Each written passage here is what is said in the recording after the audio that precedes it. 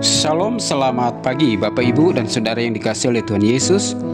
Renungan kita pagi hari ini diambil dari 1 Korintus pasal 1 ayat 18 sampai 31 dengan tema bermegah dalam Kristus Yesus. Tetapi oleh Dia kamu berada dalam Kristus Yesus, yang oleh Allah telah menjadi hikmat bagi kita. Ia membenarkan dan menguduskan dan menebus kita. Karena itu seperti ada tertulis, barang siapa yang bermegah, hendaklah ia bermegah di dalam Tuhan. 1 Korintus pasal 1 ayat 30 sampai 31. Kitab 1 Korintus pasal 1 ayat 1 sampai 31 dimulai dengan panggilan orang percaya untuk diselamatkan di dalam Kristus Yesus. Panggilan persekutuan orang percaya di dalam Kristus sangat mulia. Kita dijadikan orang-orang kudus.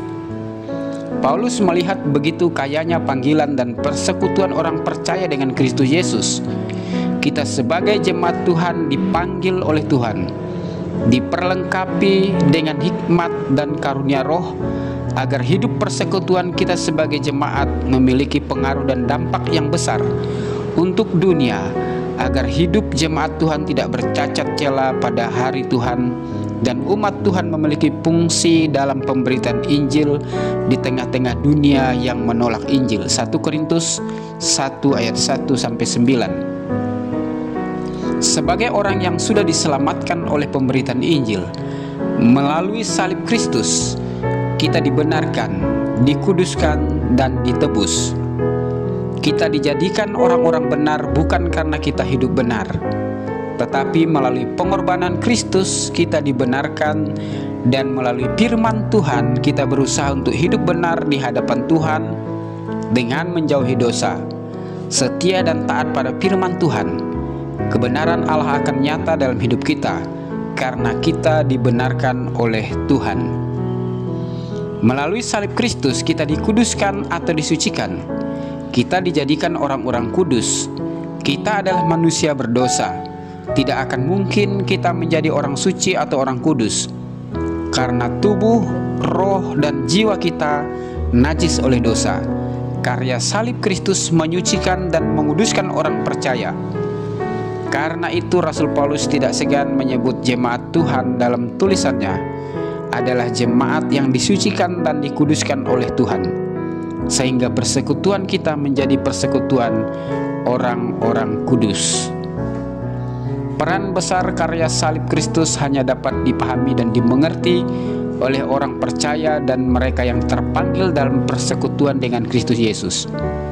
Bagi dunia, karya salib Kristus adalah kebodohan. Mengapa disebut kebodohan? Karena hikmat dunia tidak dapat menerima karya salib Kristus. Bagi dunia, salib adalah kehinaan dan kelemahan. Apalagi bagi orang Yahudi yang mengandalkan Taurat, salib adalah batu sandungan dan kutukan. Banyak orang mengejar tanda untuk percaya kepada Tuhan. Saudara yang dikasihi Tuhan Yesus, apa yang menjadi kebanggaan dan kemegahan kita saat ini? Apakah kita bermegah dengan dunia ini? Apakah kita bangga dan bermegah di dalam Kristus Yesus?